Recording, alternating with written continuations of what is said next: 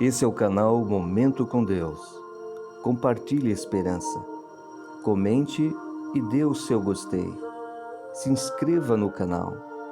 Você estará ajudando para que as mensagens de Deus cheguem aos corações dos seus filhos.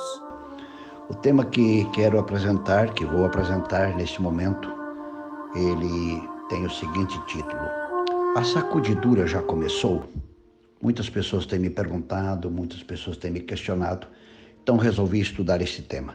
E começo apresentando uma história real que aconteceu alguns anos atrás com um avião da companhia americana Panam. Esse avião estava a caminho do Havaí e foi obrigado a descer no mar a 25 milhas da costa de Oregon. Apenas 23 pessoas sobreviveram a esse acidente. E um jornal relatou de modo dramático esta cena. E ele descreveu assim: era o que se podia se chamar de mar calmo. Os ventos no oceano eram quase imperceptíveis. Homens e mulheres em botes salva-vidas podiam falar audivelmente ao que estavam prestes a perecer. Os que estavam nos botes tinham forças, remavam, e os que boiavam nas águas nadavam, mas o mar era mais forte do que todos. Durante 1h30, disse um sobrevivente, nós remávamos e eles nadavam pedindo auxílio, mas não lográvamos avançar uma polegada sequer. Silenciosa, mas implacavelmente, as ondas iam separando os que viveriam daqueles que iriam morrer. Os que ficaram na água foram sendo levados cada vez mais para longe, até que o último grito de socorro foi ouvido ao longo do golfo de água salgada. A história dos passageiros da Panam ilustra muito bem o que aconteceu, o que acontece e o que vai acontecer com o povo de Deus. Este afastamento sempre existiu e se intensificará quanto mais próximo estivermos da vinda de Cristo. O tema que vamos estudar neste momento, como já disse, é a sacudidura. E a pergunta que temos que fazer é: esse tema tem base bíblica?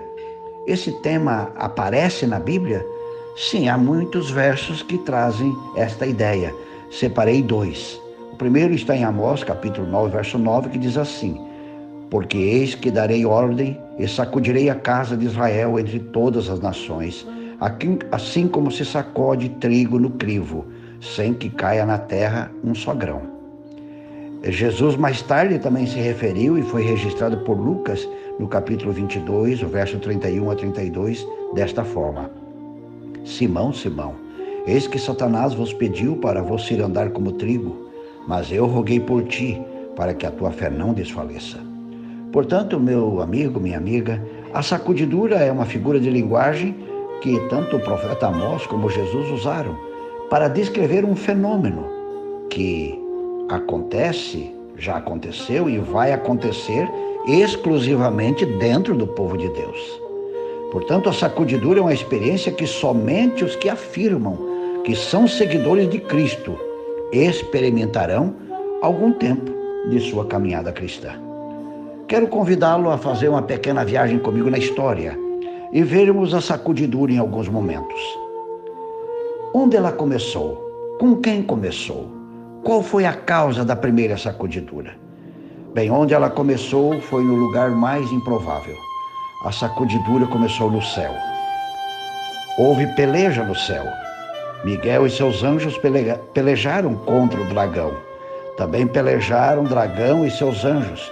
Todavia não prevaleceram, nem mais se achou no céu o lugar deles. Apocalipse 12, 7 e 8. Aqui é registrada a primeira experiência de sacudidura. Mas a pergunta que temos que fazer é: o que produziu essa experiência? O que aconteceu? Um anjo entendeu que não precisava mais de hierarquia. Um anjo entendeu que não precisava mais de comando de Jesus Cristo ou Miguel e apresenta uma nova proposta. E na sua nova proposta não era mais necessário regras, pois dizia ele: todos têm o direito de viver em plena liberdade. Interessante que hoje, em nossos dias, há pessoas defendendo a mesma coisa, que não precisamos de hierarquia, pois se todos, dizem eles, formos guiados pelo Espírito de Cristo, cada um saberá o que fazer. quero lembrar duas coisas aos defensores de que não precisamos de hierarquia. Primeira, tente viver em sua casa. Tente viver este modelo em sua família e espere para ver o resultado. Segundo, a guerra de Lúcifer no céu foi porque ele não aceitava a hierarquia ou a chefia de Jesus sobre ele. Observe, preste atenção o que mais Deus revelou. Deixando o seu lugar na presença de imediato do Pai, Lúcifer saiu a difundir o espírito de descontentamento entre os anjos. Começou a insinuar dúvidas com respeito às leis que governavam os seres celestiais, dando a entender que, conquanto pudessem ser leais, conquanto pudessem as leis ser necessárias para os habitantes dos mundos, não necessitavam tais restrições aos anjos. O que ele quis dizer? Que os anjos não precisavam de regras, que os anjos não precisavam de leis. Aqui desmonta a ideia de que, mesmo os guiados pelo Espírito Santo, mesmo os guiados por Deus, precisam de hierarquia. No céu todos eram perfeitos e lá existiu hierarquia. Como disse, há pessoas defendendo que não precisamos mais de hierarquia na igreja. Mas esta foi a primeira evidência de rebelião de Lúcifer. Miguel era o comandante dos anjos. Havia regras, normas, leis, regulamentos e todos obedeciam. Mas misteriosamente surge em Lúcifer e ele começa a pregar que não mais precisava de regras, pois os anjos eram seres evoluídos. Os pregadores da não hierarquia afirmam que se todos formos cheios do Espírito, não precisamos de hierarquia. Os anjos estavam lá todos cheios do Espírito e existia hierarquia. Portanto, não esqueçam que esta foi a primeira proposta de Lúcifer: acabar com as regras, acabar com a hierarquia. Amigo, no céu havia hierarquia, há hierarquia e haverá hierarquia por toda a eternidade. Veja o que mais Deus revelou. Rejeitando com desdém os argumentos e rogos dos anjos fiéis, acusou-os de serem escravos iludidos. Olha que coisa tremenda. A visão que Lúcifer começa a ter, que aqueles que obedeciam, aqueles que respeitavam a hierarquia, eram agora, na visão dele, escravos iludidos. Lúcifer se rebela e acusa os seus colegas de escravos e anuncia o seu grande plano. Prometeu que aqueles que entrassem para as suas fileiras, um governo novo e melhor, sob o qual todos gozariam de liberdade. Meu querido, minha querida, a primeira sacudidura levou Lúcifer a se rebelar contra a hierarquia, contra as regras e prometeu liberdade aos seus seguidores.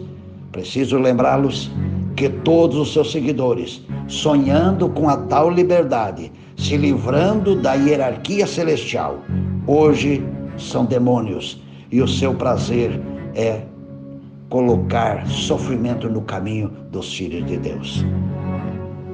Ao os anjos serem sacudidos, a Bíblia diz em Apocalipse 12:4, a sua cauda arrastou a terça parte das estrelas do céu, os quais lançou para a terra. Todos os anjos foram sacudidos com a nova proposta. Todos os anjos passaram pela experiência de sacudidura. 1/3 caiu, 1/3 fracassou. Esta foi a primeira sacudidura. E quero lembrá-lo que a primeira causa de sacudidura foi o fato de Lúcifer não aceitar a organização do céu e a sua hierarquia. Como Lúcifer foi expulso para a terra, o casal que havia sido criado seria objeto de suas propostas. Como o assunto é bem conhecido, quero ir direto à ordem que Deus deu. E o Senhor ordenou ao homem: coma livremente de qualquer árvore do jardim, mas não coma da árvore do conhecimento do bem e do mal, porque no dia em que dela comer, certamente morrerá. Gênesis 2:16 e 17. Esta foi a ordem que Deus deu aos seus primeiros filhos do planeta Terra. mas eles também seriam sacudidos por uma nova proposta que veio desta forma. Disse a serpente à mulher: certamente não morrerão. Aqui temos uma ordem totalmente contrária ao que Deus havia dito. O casal foi sacudido por duas ordens, que vieram de fontes completamente diferentes e totalmente opostas. Quando o casal foi sacudido, infelizmente, a queda foi de 100%.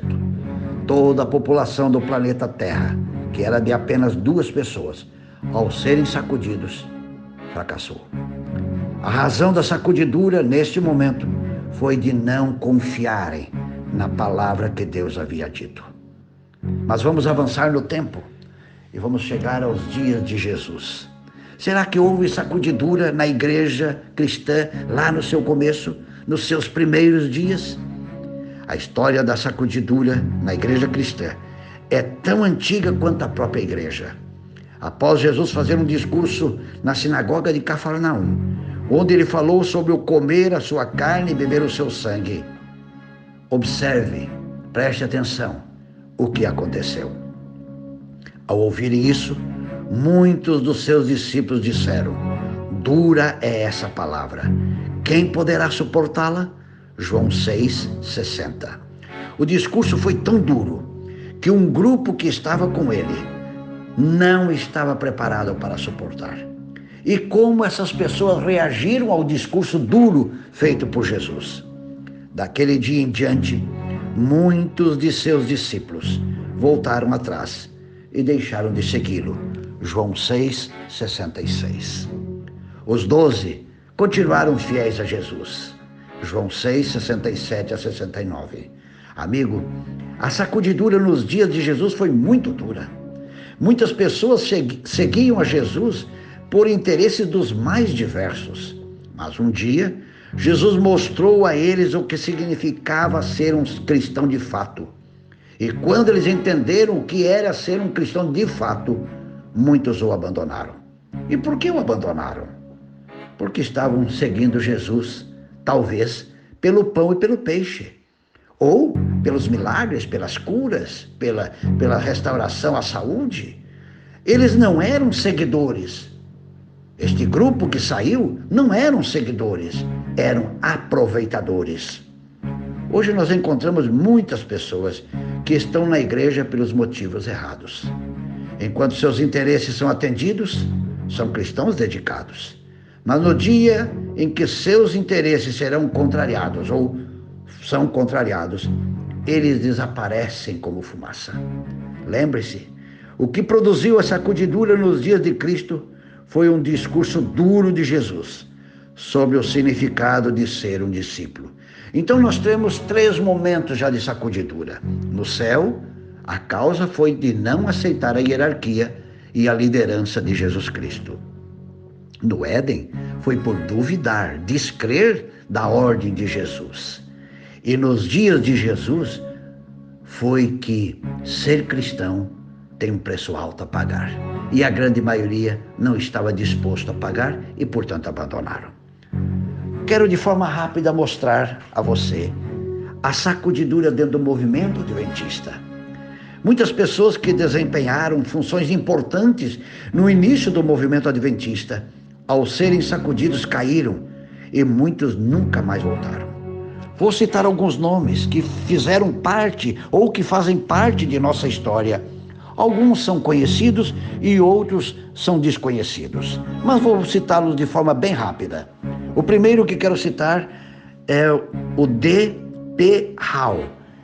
Este homem foi o pioneiro em criar a primeira dissidência no movimento adventista e se envolveu com o grupo Messenger. O segundo, O.R.L. Crozier. Ele abandonou a mensagem do santuário, que ele mesmo foi o primeiro a publicar e a ensinar sobre o santuário. O terceiro, Moses Hu, abandonou a igreja adventista e se uniu aos espíritas, tornando um dos seus grandes propagadores. D.M. Canhite foi um dos maiores pregadores da igreja adventista no seu início, abandonou a fé, tornou-se um inimigo da doutrina do santuário. escreveu 2 livros contra a igreja, atacando as doutrinas da igreja e atacando de maneira muito específica o dom profético de Ellen White. Ele rejeitou a mensagem do santuário porque ele dizia que esta mensagem não o fazia um pregador popular. E mais tarde, junto, ele rejeitou a mensagem do sábado e outros temas também. No final de sua vida, sua secretária escreveu o seguinte sobre ele. Diz ela: ele chorava diante de Deus e dizia: estou perdido. Eu rejeitei a Deus e sua mensagem, mas é muito tarde. Eu não posso voltar. O outro é já mais conhecido, John Kellogg, doutor em medicina. Foi o adventista do 7º dia mais conhecido em seus dias. Foi discipulado, mentorado por Ellen White. Mas em algum momento da vida, ele rejeitou a doutrina do santuário, se apaixonou pelo panteísmo ou semipanteísmo, não cria mais no dom profético e também, preste atenção, não aceitava, não cria na organização da igreja. 2 pastores que atuaram juntos na Assembleia de Minneapolis em 1888, chamado Jones e Wagner. Eles trabalharam de forma correta, conduziram de forma certa a discussão sobre a justificação pela fé na Assembleia de Minneapolis em 1888, mas acabaram abandonando a igreja por razões mais diversas. Franklin Belden, sobrinho de Ellen White, foi um destacado obreiro na casa editora em Battle Creek, autor de vários hinos do Inário Adventista atualmente. Ele abandonou a igreja e se envolveu com um ministério independente chamado Carpinteiros de Noé. A sua tia fez apelos e mais apelos para que ele retornasse, mas ele nunca retornou. Robert Brinsmith, esse é mais do nosso tempo. Ele tornou-se um crítico da doutrina do santuário. Após deixar o adventismo, se envolveu com ideias muito problemáticas. Se envolveu com o perfeccionismo e em 1981 escreveu numa revista que o sábado não precisa mais ser guardado. Pregou mais tarde, no ano de 2006, que Deus irá salvar a todos. Não tem essa divisão de salvos e perdidos. Depois de 2006, ele chegou à conclusão que nem sabe mais se crê em Deus. Ele gerencia uma fazenda de abacates e nas sextas-feiras ele abre a sua fazenda para a venda de produtos que produz ali em sua fazenda. E na sexta-feira à noite ele realiza um baile para os frequentadores da fazenda. Desmond Ford foi um grande oponente da doutrina do santuário. Ele foi por muitos anos professor de teologia na Austrália. Tinha uma capacidade mental invejável. Ele memorizava tudo e isto o tornava imbatível em qualquer debate. Em 1979, ele fez uma palestra num colégio adventista na Califórnia e afirmou que não aceitava mais as ideias do santuário como ensinada pela igreja adventista. Isso causou uma pequena repercussão dentro da igreja e a igreja deu a ele 1 ano para que ele escrevesse as suas ideias, colocasse no papel tudo o que ele pensava sobre o santuário. E depois de 1 ano ele apresentou o seu trabalho de 991 páginas. Esse trabalho, essa tese que ele escreveu, foi distribuída para teólogos do mundo inteiro. Depois de todos estudarem, eles se reuniram em agosto de 1980, no estado do Colorado, nos Estados Unidos. Após vários dias de estudo, todos chegaram à conclusão de que ele estava errado. E um grande apelo foi feito para que ele mudasse de ideia. Mas ele não mudou. Hoje, ele crê no evolucionismo e crê que não precisa mais guardar o sábado.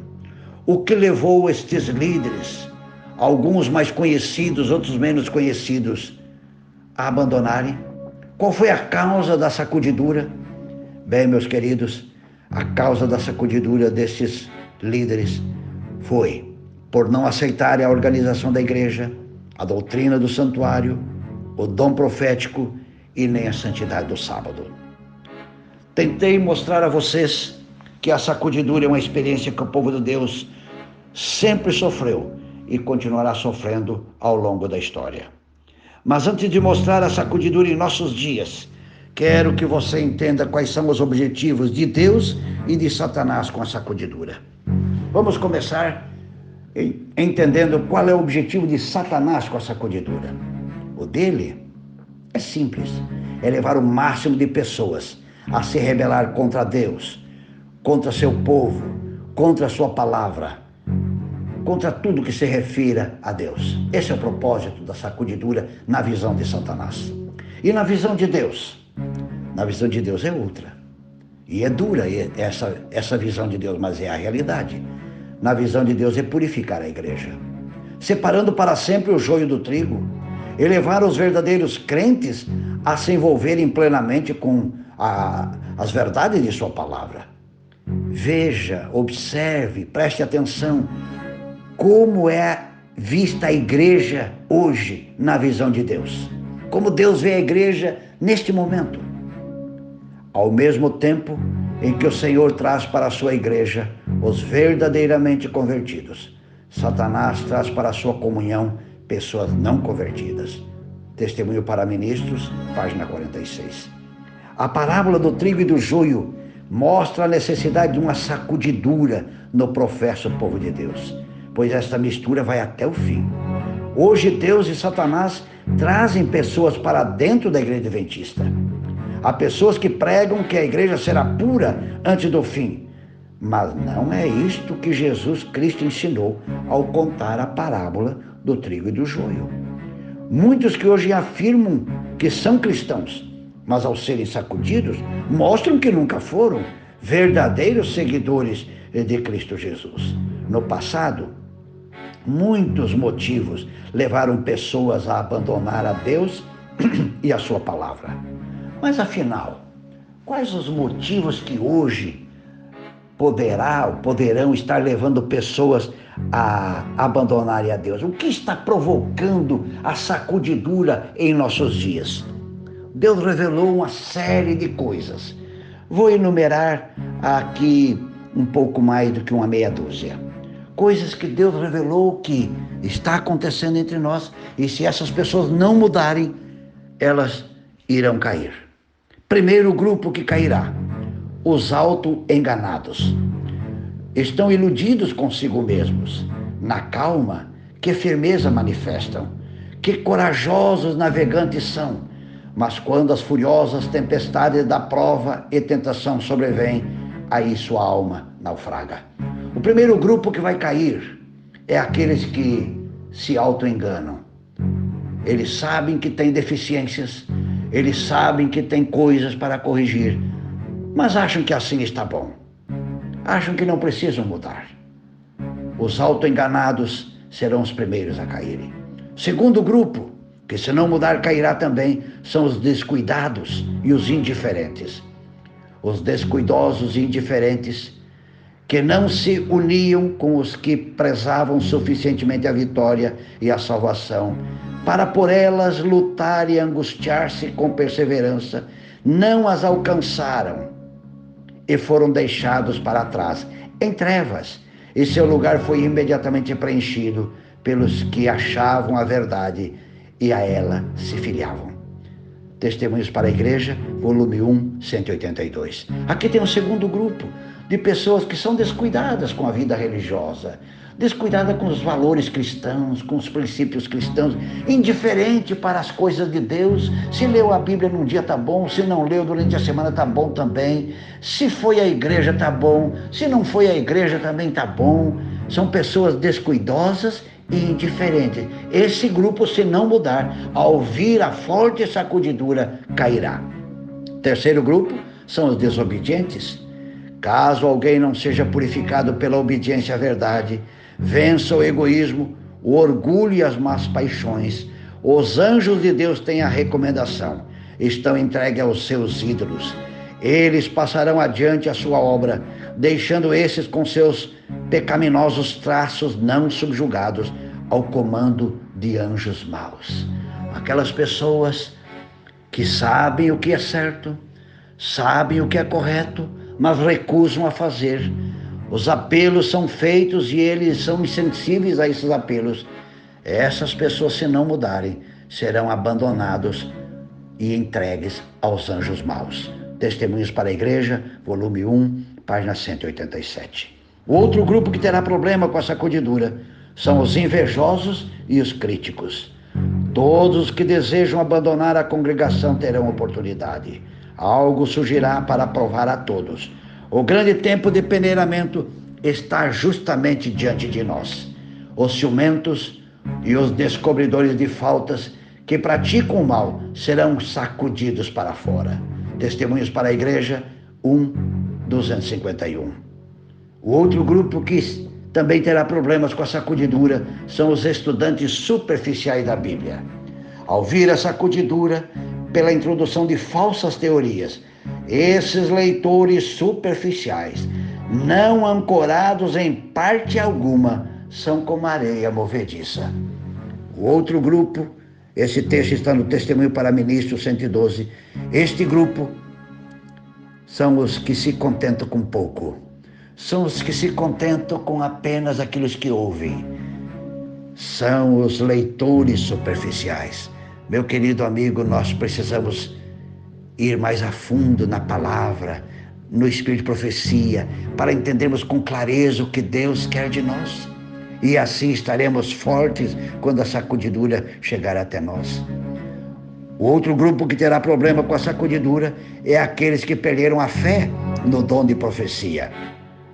Uma coisa é certa, os adventistas do sétimo dia, que se colocam sob o estandarte de Satanás, abandonarão primeiro a sua fé nas advertências e repreensões contidas nos testemunhos do Espírito de Deus. Mensagens Escolhidas, volume 3, página 84. Um dos primeiros sinais de apostasia, de rebelião contra Deus, é quando eu não aceito o dom profético. Quando eu rejeito os testemunhos deixados pelo dom de profecia. Quem está nesse caminho corre o risco de cair. O outro grupo é aqueles que não querem crescer.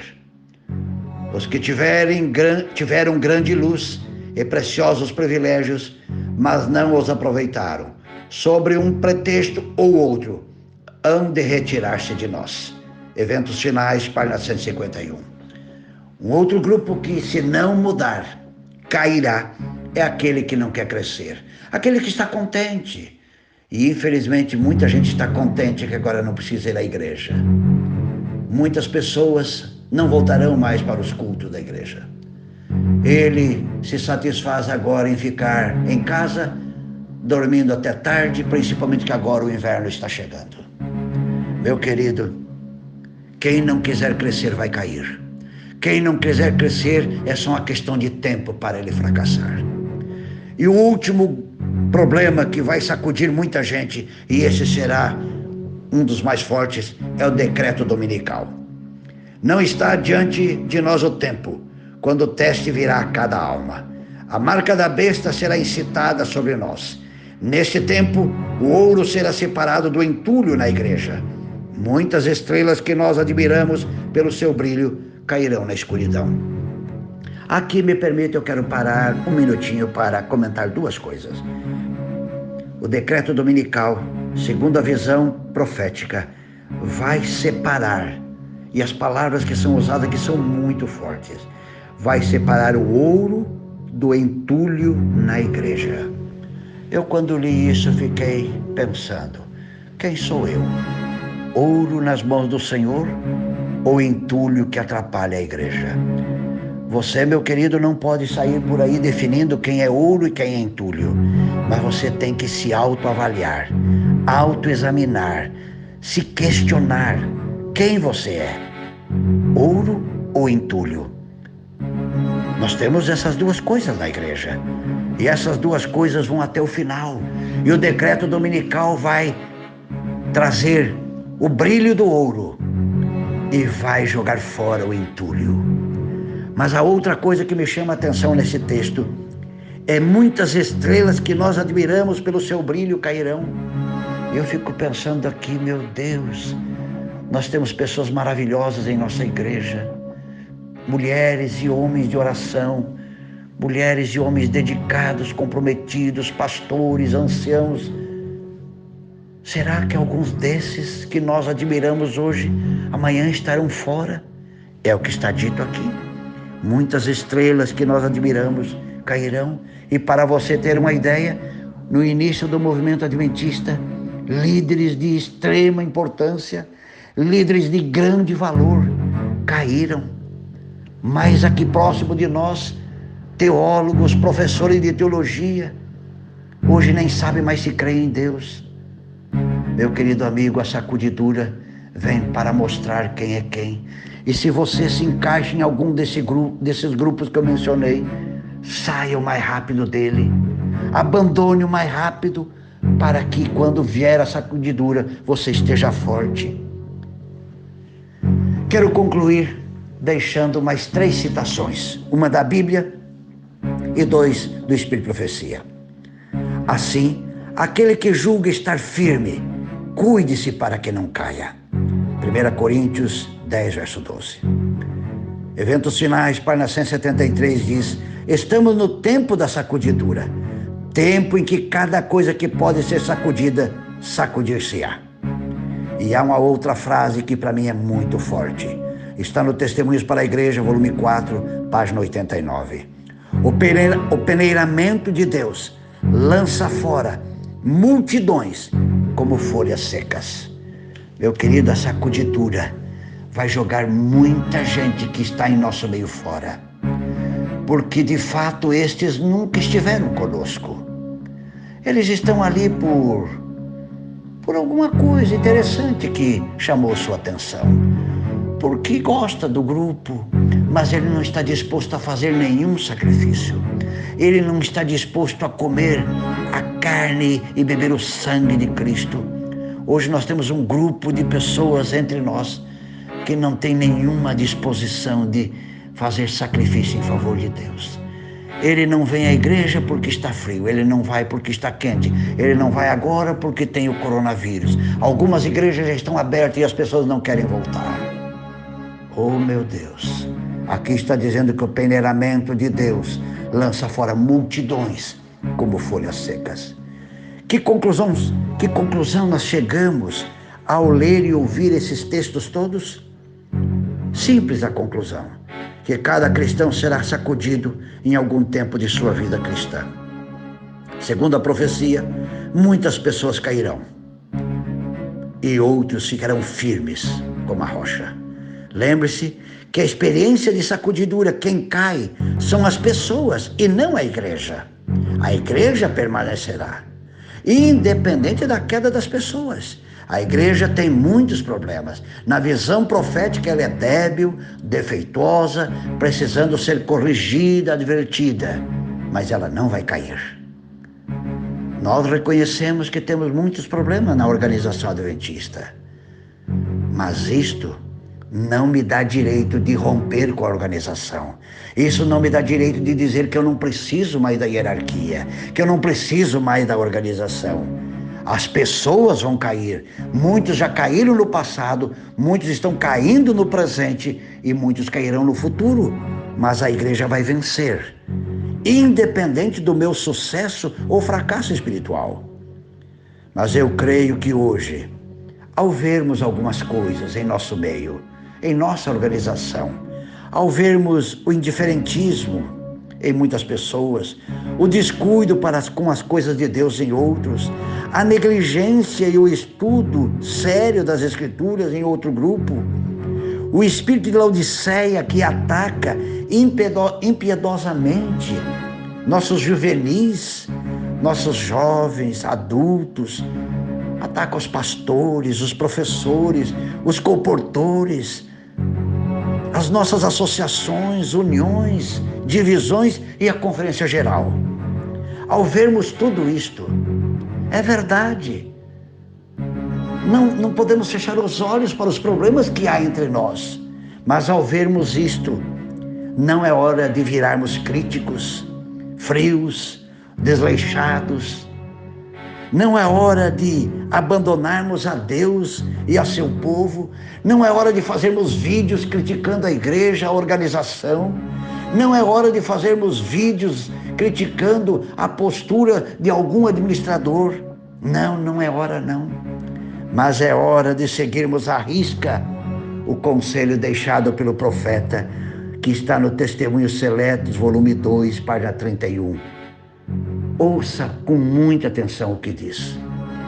Quando a religião de Cristo for mais desprezada, quando sua lei mais desprezada for, então deve nosso zelo ser mais ardoroso e nosso ânimo e firmeza mais inabaláveis.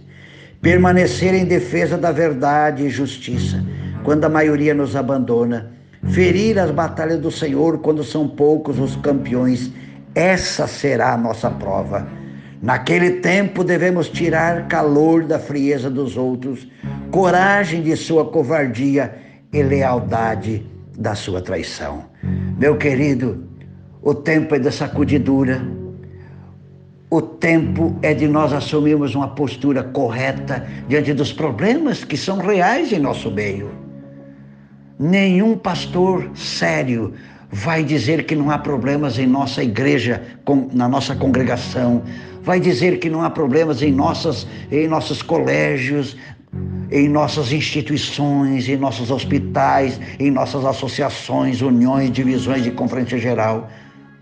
Há problemas sim, temos problemas sérios a serem enfrentados, mas qual deve ser a postura de um cristão? É hora de nós permanecermos em defesa da verdade quando a maioria abandona. Ferir as batalhas do Senhor quando são poucos os campeões. Nesse tempo, devemos tirar calor da frieza, coragem da covardia e lealdade da traição. Essa é a postura de um verdadeiro cristão. Um verdadeiro cristão não faz vídeo criticando a igreja. Um verdadeiro cristão faz vídeo orientando as pessoas como devem viver, como devemos viver no tempo do fim. Companheiro cristão, amigo cristão, a sacudidura existe. Ela começou no céu, se implantou no planeta Terra, partindo do Jardim do Éden, percorre toda a história do povo de Deus. Nesse tempo de sacudidura, pessoas abandonam a Deus pelos mais diversos motivos. Meu querido amigo, quando a sacudidura bater a sua porta, seja por que motivo for, que você esteja forte como uma rocha e que nada tire você dos braços de Jesus. Estamos em plena sacudidura, mas muito em breve virá a maior causa de sacudidura, que é o decreto dominical.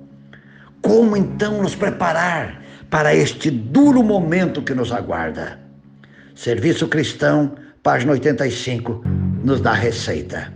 Arma-se uma tempestade que forçará e provará ao máximo o fundamento espiritual de cada um. Por isso, evitai o chão de areia, buscai a rocha, cavai fundo, ponde alicerce seguro. Meu querido, hoje já temos sacudidura, mas ainda é leve, são coisas suaves. Amanhã, com o decreto dominical, nós seremos provados ao máximo. E para sobrevivermos a este momento, não podemos nos contentar com o mínimo. Não podemos nos contentar com a leitura superficial. Não podemos nos contentar em ler apenas um capítulo da Bíblia por dia. No passado, a nossa igreja motivava seus membros a lerem toda a Bíblia num ano. Hoje, o grande esforço da igreja é motivar as pessoas a lerem um capítulo por dia. E pasmem, amanhã talvez seremos motivados a ler um versículo por dia. Com esta leitura de Bíblia, quem suportará a prova final? Nenhum. Nenhum suportará. É o que Deus revelou aqui. Evite o chão da areia. Cave na rocha. Cave fundo. Busque alicerce seguro. Meu querido, leia mais do que um capítulo. Leia os livros do Espírito Profecia. Leia outros bons materiais que temos. Mas pare, por favor, de ouvir e dar crédito a vídeos criticando a igreja, os membros, a liderança. Isso não contribui para o teu crescimento espiritual. Isto, pelo contrário, vai criar em você frieza, indiferentismo e vai cada dia tirando o seu vigor espiritual. Meu querido irmão, meu querido amigo, que todos nós possamos aproveitar bem este tempo para conhecermos a vontade de Deus e não sermos vítimas dos enganos de Satanás. Muitas pessoas boas já abandonaram o povo de Deus no passado e infelizmente muitos vão abandonar no presente e no futuro. Que você e eu permaneçamos firmes como uma rocha até o fim da nossa vida ou até a volta de Cristo. Que nada, nem ninguém venha destruir a nossa fé na palavra de Deus, nos testemunhos do Espírito de profecia, e que nunca venhamos a crer que não precisamos de ordem, de regulamentos e de organização e de hierarquia. Meu querido, que Deus te abençoe e que a sacudidura, quando bater a sua porta, encontre ali uma rocha, porque você e eu devemos estar escondidos em Cristo Jesus, a rocha eterna. Que Deus te abençoe e que juntos sejamos vencedores em nome de Jesus.